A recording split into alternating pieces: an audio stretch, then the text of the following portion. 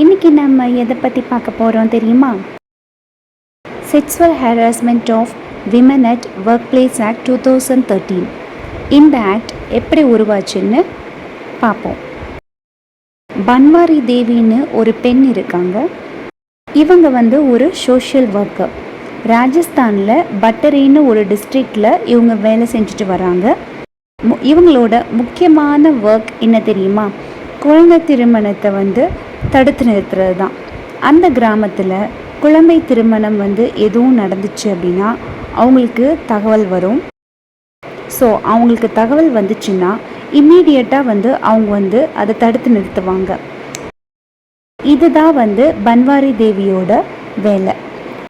அப்போது ஒரு நாள் அந்த டிஸ்ட்ரிக்டில் நடக்க இருந்த ராம்கரன் கச்சஸ் அப்படின்னு ஒருத்தரோட பொண்ணு, அவங்க ஒரு மைனர் கேர்ள். அந்த மேரேஜை பன்வாரி தேவி தடுத்து நிறுத்துகிறாங்க. இதனால் அந்த மைனர் கேர்ளோட ஃபேமிலி மெம்பர்ஸ், ரிலேட்டிவ்ஸ்க்கு பன்வாரி தேவி மேலே ரொம்ப கோவம் வருது. அவங்க எல்லாரும் என்ன பண்ணுறாங்க அப்படின்னா பன்வாரி தேவியை எப்படியாவது ரிவெஞ்ச் பண்ணணும் அப்படின்னு நினைக்கிறாங்க.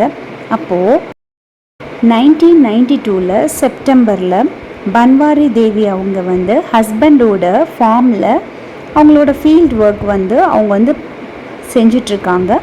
அப்போது ராம்கரன் அவங்களோட கூட்டாளியோட அங்கே வர்றாங்க. பன்வாரி தேவியின் கணவரை அடிச்சுட்டு அவர் கண்ணு முன்னாடியே பன்வாரி தேவியை கேங் ரேப் பண்ணிடுறாங்க. அப்போது பன்வாரி தேவி போலீஸ் ஸ்டேஷன் போகிறாங்க. நான் என்னோட வேலையை தான் செஞ்சேன். என்னோடய வேலை குழந்தை திருமணத்தை நிறுத்துறது, அதுதானே நான் பண்ணேன். அதுக்கு எதுக்கு இந்த உயர்ஜாதி ஆட்கள் எல்லாம் என்னை கேங் ரேப் பண்ணிட்டாங்க அப்படின்னு சொல்லி அவங்க போலீஸ் ஸ்டேஷனில் ரிப்போர்ட் பண்ணுறாங்க. ஆனால் போலீஸ் எந்த ஆக்ஷனும் எடுக்கலை. அன்னைக்கு நைட்டு ஃபுல்லாக போலீஸ் ஸ்டேஷனில் இருக்காங்க அவங்க கணவரோட. அவங்கள அந்த போலீஸ்காரங்க எல்லாரும் அவங்கள அவதூறாக அவதூறாக இதெல்லாம் தாங்க முடியாமல் இனிமே இங்கே இருந்து எந்த வேலையும் நடக்க போகிறதில்ல அப்படின்னு நினச்சிட்டு அவங்க ஹஸ்பண்டோடு வந்துடுறாங்க. அதுக்கப்புறம் பன்வாரி தேவி கோர்ட்டுக்கு போகிறாங்க. இப்போ small cause court, high court, எல்லா கோர்ட்லேயும் ட்ரையல் நடக்குது.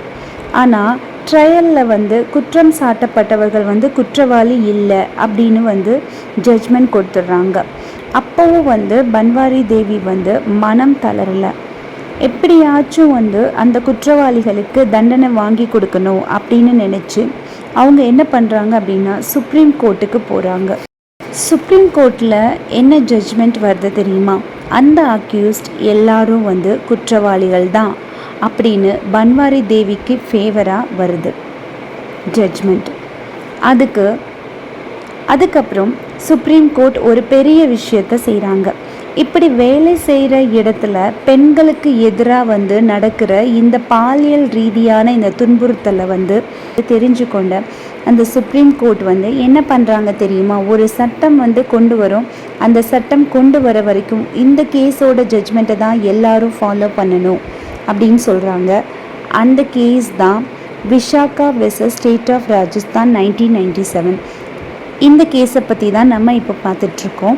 ஸோ இதோட ஜட்ஜ்மெண்ட்டில் தான் விஷாகா கைட்லைன்ஸ் அப்படின்னு ஒன்று வருது. அதுவும் 1997 வருது. ஸோ விஷாகா கைட்லைன்ஸ்னால் என்ன அப்படின்னு பார்ப்போம். அதாவது வேலைக்கு போகிற எல்லாருக்குமே கண்டிப்பாக விஷாகா கைட்லைன்ஸோட நாலேஜ் இருக்கும். இப்போது ஒரு வேலை செய்கிற பெண்ணுக்கு எதிராக செக்ஸுவல் ரீதியாக எதுவும் துன்புறுத்தல் நடந்துச்சு அப்படின்னா அவங்க உடனே விஷாகா கைட்லைன்ஸ் கீழே இயங்குகிற இந்த கமிட்டிக்கு போய் கம்ப்ளைண்ட் பண்ணுவாங்க. அந்த கம்ப்ளைண்ட் 3 monthsக்குள்ளே பண்ணிடணும். கம்ப்ளைண்ட் பண்ணிட்டா அதுக்கான சிவியர் ஆக்ஷன் கண்டிப்பாக எடுப்பாங்க. கம்ப்ளைண்ட் கமிட்டி எப்படி செட்டப் பண்ணுவாங்க அப்படின்னா ஒரு ஆர்கனைசேஷன், இன்ஸ்டிடியூஷன் இல்லை கம்பெனியில் அந்த கம்பெனியில் ஒரு 10க்கு மேற்பட்ட பெண் ஊழியர்கள் வேலை செஞ்சுட்டு இருக்காங்க அப்படின்னா கண்டிப்பாக வந்து அவங்க ஆஃபீஸில் ஒரு கமிட்டி வைக்கணும். அந்த கமிட்டியோட நேம் தான் வந்து இன்டர்னல் கமிட்டி, ஐசின்னு சொல்லுவாங்க. அந்த கமிட்டி வந்து கண்டிப்பாக வந்து வைக்கணும் அந்த ஆஃபீஸில். ஸோ ஒர்க் பிளேஸில் செக்ஸுவல் ஹராஸ்மெண்ட் வந்து நடந்தால் உடனே வந்து அந்த இன்டர்னல் கமிட்டியை வந்து அணுகி கம்ப்ளைண்ட் கொடுக்கலாம்.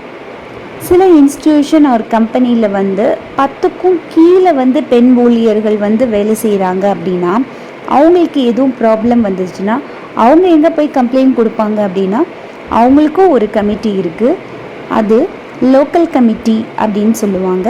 ஸோ இந்த லோக்கல் கமிட்டி வந்து ஒவ்வொரு டிஸ்ட்ரிக்ட்லேயும் வந்து டிஸ்ட்ரிக்ட் ஆஃபீஸரால் வந்து நிறுவப்படுறது. அவங்க போய் அந்த லோக்கல் கமிட்டியை அணுகி கம்ப்ளைண்ட் பண்ணி அதுக்கான தீர்வை வந்து அவங்க வந்து காணலாம் அப்படின்னு சொல்கிறாங்க. ஸோ நிறைய கம்ப்ளைண்ட்ஸ் இப்படியே வந்து விசாகா கமிட்டியில் வந்து வந்துகிட்டே இருந்துச்சு. ஸோ அதுக்கப்புறம் இந்த லெஜிஸ்லேச்சர் வந்து என்ன ஒரு டெசிஷன் எடுக்கிறாங்க அப்படின்னா இதுக்கு கண்டிப்பாக வந்து ஒரு லா டிராஃப்ட் பண்ணிடலாம் அப்படின்னு அவங்க டிசைட் பண்ணுறாங்க. எப்போ விசாகா கமிட்டி வந்து 16 வருஷத்துக்கு அப்புறம் ஒரு பில் டிராஃப்ட் பண்ணுறாங்க. ஸோ 2012ஆம் ஆண்டு லோக்சபாவில் வந்து இன்ட்ரடியூஸ் பண்ணுறாங்க. ராஜ்யசபாவில் அப்ரூவல் வாங்கி போஷ் அப்படின்ற ஒரு ஆக்ட் வருது. போஷ்னா என்ன? Prevention of sexual harassment act 2013. இதுக்கு இன்னொரு நேம் இருக்குது. அது வந்து sexual harassment of women at work place prevention prohibition and redressal act 2013. இந்த ஆக்ட் அமலுக்கு வருது 2013. இந்த ஆக்டில் செக்ஸுவல் ஹராஸ்மெண்ட்டுக்கு எதிராக ஏகப்பட்ட விஷயம் வந்து வைக்கிறாங்க. செக்ஸுவல் ஹராஸ்மெண்ட்னா என்ன? ஒரு எம்ப்ளாயி கிட்ட வந்து உடல் ரீதியாக வந்து தொடவே கூடாதுன்னு சொல்கிறாங்க. வன்புணர்ச்சியில் ஈடுபடக்கூடாதுன்னு சொல்கிறாங்க. பாலியல் ரீதியான பேச்சுக்கள் பேசவே கூடாதுன்னு சொல்கிறாங்க. பாலியல் ஆசைக்கு இணங்க கூறக்கூடாது அப்படின்னு சொல்கிறாங்க. பாலியல் உணர்வை தூண்டுற படங்கள் வந்து காட்டக்கூடாது அப்படின்னு இந்த ஆக்டில் சொல்கிறாங்க.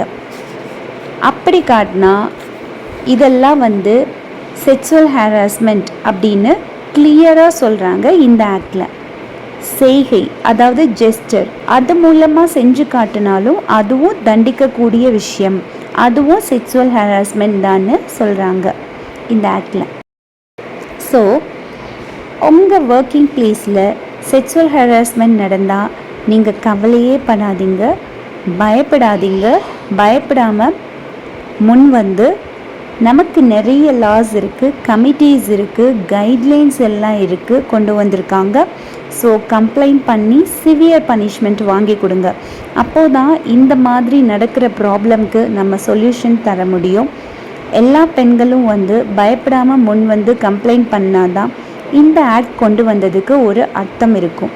இந்த ஆக்ட் வர காரணமாக இருந்த நம்ம பன்வாரி தேவி மாதிரி ஒவ்வொரு பெண்ணும் வந்து தைரியமாக சுதந்திரமாக ஒர்க்கிங் பிளேஸில் ஒர்க் பண்ணணும். ஸோ நம்ம எப்போவுமே வந்து போல்டாக இருக்கணும் அண்ட் இண்டிபெண்ட்டாக இருக்கணும். இந்த வீடியோ மூலமாக நான் என்ன சொல்கிறேன் அப்படின்னா, எல்லா பெண்களும் வந்து இந்த மாதிரி செக்ஸுவல் ஹராஸ்மெண்ட் வந்து ஒர்க்கிங் பிளேஸில் நடந்துச்சு அப்படின்னா ஃபர்ஸ்ட் வந்து பயப்படாதீங்க. அதுக்கப்புறம் நீங்கள் வெளியில் வந்து இந்த மாதிரி நமக்கு நிறைய கமிட்டிஸ் இருக்குது, நிறைய லாஸ் இருக்குது, நிறைய கைட்லைன்ஸ் எல்லாம் கொடுத்துருக்காங்க. ஸோ வந்து பெண்களுக்கு இன்றைக்கி இருக்க காலகட்டத்தில் நிறைய ஆக்ட்ஸ் இருக்குது. ஸோ அதை நீங்கள் வந்து தெரிஞ்சிட்டு நீங்கள் கண்டிப்பாக வந்து முன் வரணும். பன்வாரி தேவி மாதிரி நம்மளும் வந்து இந்த மாதிரி எங்கே தப்பு நடந்தாலும் வந்து அதை வந்து மாற்றணும். நம்ம அதை வெளியில் வந்து ஃபர்ஸ்ட் வந்து வெளியில் சொல்லணும். வெளியில் சொன்னால் மட்டும்தான் இந்த மாதிரி பயந்து யாரும் தப்பு பண்ண மாட்டாங்க. நம்ம பயந்து பயந்து பயந்து பயந்து இருக்கிறதுனால தான் வந்து எல்லாரும் தப்பு பண்ணிகிட்டே இருக்காங்க. ஸோ அது கண்டினியூ ஆகிட்டே இருக்குது. ஸோ இப்போ இருக்க காலகட்டத்தில் நிறைய க்ரைம்ஸ், அதுவும் இந்த மாதிரி செக்ஸுவல் ஹராஸ்மெண்ட் வந்து நிறைய கண்டினியூ ஆகிட்டே வந்து போகிறதுக்கு நம்ம பயந்துட்டுருக்கிறது தான் ரீசனாக இருக்குது. ஸோ நம்ம வந்து பயப்படாமல் வந்து நம்ம முன் வந்து இந்த மாதிரி வந்து நம்ம கம்ப்ளைண்ட் கொடுக்கணும். கம்ப்ளைண்ட் கொடுத்து தப்பு பண்ணவங்களுக்கு வந்து கண்டிப்பாக வந்து பனிஷ்மெண்ட் வாங்கி கொடுக்கணும். அப்போ தான் இன்னொருத்தவங்க வந்து அந்த தப்பை பண்ண பயப்படுவாங்க. அந்த பனிஷ்மெண்ட்டை பார்த்து அவங்க பயப்படணும். அந்த பயம்தான் வந்து அவங்கள இன்னொரு தப்பு பண்ண விடாமல் வந்து தடுக்கும். ஸோ நீங்கள் வந்து எல்லா பெண்களும் வந்து இந்த மாதிரி வந்து பன்வாரி தேவி மாதிரி வந்து முன் வந்து கண்டிப்பாக வந்து நம்ம இந்த மாதிரி தப்பெல்லாம் நம்ம வந்து ஸ்டாப் பண்ண நம்மளால் முடியும். அதுக்கு நம்ம என்ன பண்ணணும், நம்ம வந்து தைரியமாக வந்து இருந்து நம்ம முன் வந்து இந்த மாதிரி கம்ப்ளைண்ட் கொடுத்து நம்ம இந்த தப்பை வந்து ஸ்டாப் பண்ணணும். இன்றைக்கி இருக்க காலகட்டத்தில் இந்த மாதிரி தப்பு திரும்ப திரும்ப திரும்ப திரும்ப கண்டினியூ ஆகுறதுக்கு ரீசனே வந்து நம்ம பயப்படுறது தான். அது மட்டும்தான் அவங்கள இன்னும் தப்பு செய்கிறதுக்கு தூண்டுது. நம்ம பயப்படாமல் இருந்தோம் அப்படின்னா அவங்க வந்து அந்த தப்பை பண்ண மாட்டாங்க.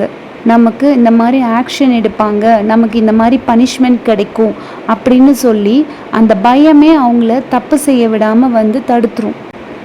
ஸோ நம்ம பண்ண வேண்டியதெல்லாம் ஒன்று தான், நம்ம பயப்படக்கூடாது.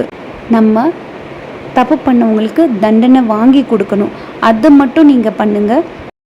நம்மளால் தப்பே பண்ணாத ஒரு இந்தியாவை வந்து நம்மளால் க்ரியேட் பண்ண முடியும். ஸோ இந்த மாதிரி இந்த வீடியோ மூலமாக வந்து நான் இதுதான் சொல்லணும்னு நினச்சேன். வீடியோ பிடிச்சிருந்தா வந்து லைக் பண்ணுங்கள், ஷேர் பண்ணுங்கள், அண்ட் தென் சப்ஸ்கிரைப் பண்ணுங்கள். அண்ட் முக்கியமான ஒரு விஷயம், நீங்கள் கமெண்ட் பண்ணுங்கள். நீங்கள் கமெண்ட் பண்ணால் மட்டும்தான் என்னால் இன்னும் நிறைய வீடியோஸ் வந்து போட முடியும். நீங்கள் பண்ணுற ஒவ்வொரு கமெண்ட்டும் வந்து எனக்கு வந்து மோட்டிவேட் பண்ணி எனக்கு வந்து அது ரொம்ப ஹெல்ப்ஃபுல்லாக இருக்கும். அப்போ தான் நான் இன்னும் நிறைய வீடியோஸ் போடுவேன். See you all in the next video and thank you guys.